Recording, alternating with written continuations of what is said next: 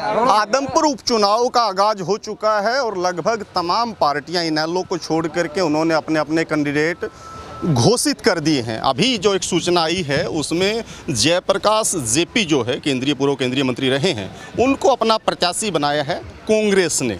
आदमपुर मंडी में हम लोग मौजूद हैं और यहाँ जो लोग हैं अनाज मंडी में, व्यापारी भी हैं, यहाँ मजदूर भी हैं और किसान भी, उन सब से उनकी नब्ज़ को टटोलने की कोशिश हम करेंगे और जानने की कोशिश करेंगे कि वो अपना रुख किस तरफ दिखाते हैं। जी सर, क्या लग रहा है, किस तरीके का चुनाव होगा? कुंडू साहब, उपचुनाव बिना चाहत के आया है। लोग उपचुनाव नहीं चाहते थे। कुलदीप जी को उन्होंने 2019 में विधायक बनाया। कांग्रेस की सरकार चौधरी भूपेंद्र सिंह हुड्डा जी के नेतृत्व में सरकार बनाने के लिए बनाया। 1 साल बाद उनका मन भटकने लगा।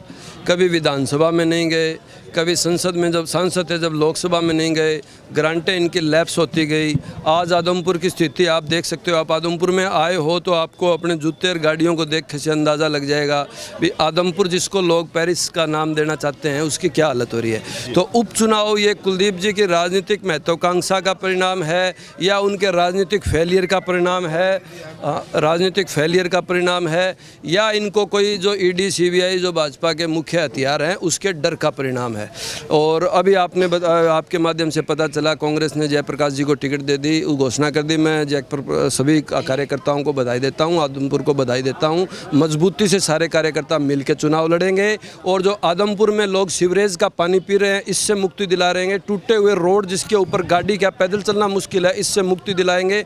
किसान जो धरनों पे बैठे हैं, जिनके पास कुलदीप जी के वर्कर हैं, जिन्होंने इस परिवार को 50-52 साल से सत्ता सौंप रहे हैं, उन किसानों मजदूरों के साथ जो अन्याय किया जा रहा है उनकी सुनती नहीं। उनके लिए न्याय की बात होगी। उन स्कूलों को जिनमें कुलदीप जी जाना उचित नहीं समझे। दोबारा आऊँगा सर, जिस तरीके की बातें आपने सुनी, क्या लगता है जो उन्होंने कहा है उस तरीके के हालात हैं आदमपुर के? ऐसे है जी, एक दूसरे के ऊपर कटाक्ष करना, लांछन लगाना, ये तो एक राजनीति का हिस्सा है। आदमपुर की मंडी के अंदर विकास जो है अभी अच्छे तरीके से चालू हो गया है।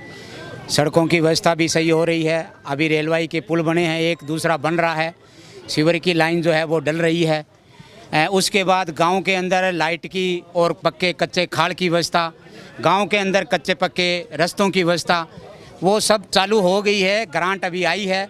और बात की इन्होंने धरने की, किसान धरने की, किसानों का धरना जो समाप्त हो चुका है, लगभग 84-85 करोड़ रुपए लगभग अनुमानित ये तहसील के अंदर, और जो बालसमंद चल रहा था उनको मुआवजे को लेकर के इसमें बालसमंद में काफी लंबा एक मोर्चा लगा। यहाँ आपके तहसील में अभी तक किसान हैं, 2 महीने तक चला था वो। हाँ बिल्कुल बैठे थे जी। वो इस तरह है, कुछ महत्वाकांक्षी लोग जो हैं वो भी बैठे हैं। मैं आपको रोक रहा हूँ आपको। किसान को अपनी खराब फसल का मुआवजा मांगना भी महत्वाकांक्षा आप कैसे बोल पाएंगे और कैसे जस्टिफाई होगा? ये उनमें किसान नहीं है, वो किसान नेता है। वो किसान नेता है, किसान नहीं है। किसानों से ही किसान नेता बने हैं ना? नहीं, वो किसान नहीं है, वो किसान नहीं है, वो किसान नेता है। जिस तरह ये भाई साहब है, ये नेता है, किसान नहीं है, किसान नेता है। चलिए मैं आपको दुरुस्त कर रहा हूँ, जोड़ रहा हूँ। अब से कुछ दिन पहले कुलदीप बिश्नोई खुद वहां गए थे, उसी धरने पर पहुंचे। एक कैबिनेट मंत्री भी था, उनके साथ वो आश्वासन देकर के आए थे कि विदिन 3 डेज, 3 दिन के अंदर अंदर मुआवजे की राशि को जारी करवाएंगे। अमाउंट भी शायद उन्होंने कुछ बताया था। कुछ आया ऐसा है ना सर, सबके अकाउंट नंबर भी लेने पड़ेंगे, खाता नंबर भी लेने पड़ेंगे। काल्पनिक बातें हैं सर, सच में ये बड़ी सियासी सी बातें हैं। मैं चाहूंगा, माफ कीजिएगा, मेरे लिए तमाम पार्टियां बराबर हैं, लेकिन कम से कम तर्क जिन बातों में हो वो हम लोग करें। ये जो है कि खाते लेने पड़ेंगे, तमाम चीजें करनी पड़ेंगी। एक तरफ होता कि किसान नहीं है, एक तरफ है कि मुआवजा तो है। ये इनके 1 एकड़ जमीन है, 1325 रुपए इनके खाते में आ जाए इनके खाते। आप थोड़ा सा इस साइड आ जाएंगे सर, 1 मिनट प्लीज। जी बताइएगा। हाँ जी, 13/9/2022 को 3625 हमारे विजय लक्ष्मी अकाउंट में मुआवजा आया है। 3 किला जमीन फैक्ट्री से बाहर है, कृषि योग्य है, उसका है। तो आपका आ गया, बाकी लोगों का नहीं आया। ये कौन सा फार्मूला है? ये कौन सा एक फार्मूला है? आया, मेरा आया है तो बाकी लोगों को भी आया है। हमारे साथ 18 लोगों को आया है।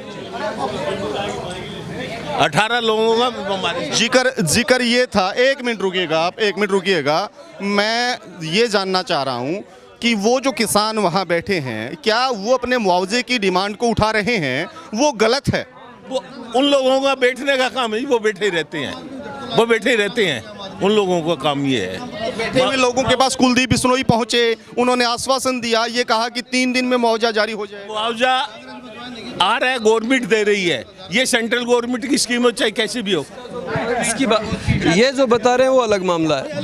जो ये कह रहे हैं एक एक करके 2020 का मामला, जिसकी APR बने हुए सालों हो गए और अभी तक वो मुआवजा नहीं आया, ये किसी अलग बात कर रहे हैं। ये मिलर हैं, हमारे आदरणीय हैं, वो उस मुआवजे की बात नहीं कर रहे। आज तो उन किसानों को भी इन्होंने सेम भाजपा में आते ही आज इनको किसान महत्वाकांक्षी नजर आ गए। भाजपा में शामिल होते ही कुलदीप बिश्नोई के साथियों को और कुलदीप बिश्नोई को किसान शायद अब देशद्रोही और खालिस्तानी नजर आने लगेंगे।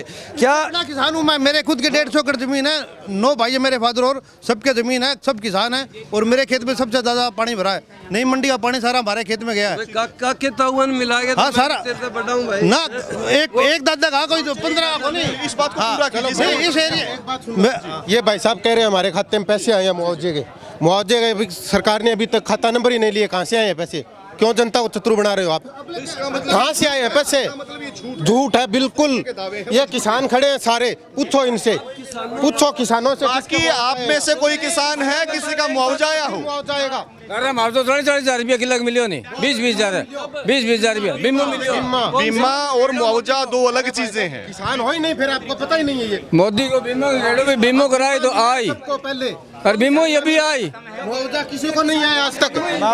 हाँ, खाता नंबर लेगी सरकार, फिर मुआवजा आएगा। पहले मुआवजा कैसे आ सकता है? आप दो इस बात का जवाब इनसे पूछो। देखिए, दो अलग अलग चीजें हैं। एक बीमा अगर आपने करवाया, इंश्योरेंस करवाया है, वो अलग मुद्दा है, और सरकार जिन्होंने बीमा नहीं करवाया उनको मुआवजा मिलता है, वो अलग चीजें हैं। आज सरसों बोई है तो 7 महीनों से सरसों बोएगी, आगे आज ही मुआवजा क्या बात है की वालों का जिक्र। पर मुआवजा भी ना के मरा नयावत के फर्क पड़े, बट जितानो मानत ही नहीं है। यहाँ हमें यहाँ मुआवजा का और कोई चक्कर नहीं है। ये नहीं अरे चक्कर आ जाएगा। आप बता दो मुआवजा आएगा कैसे?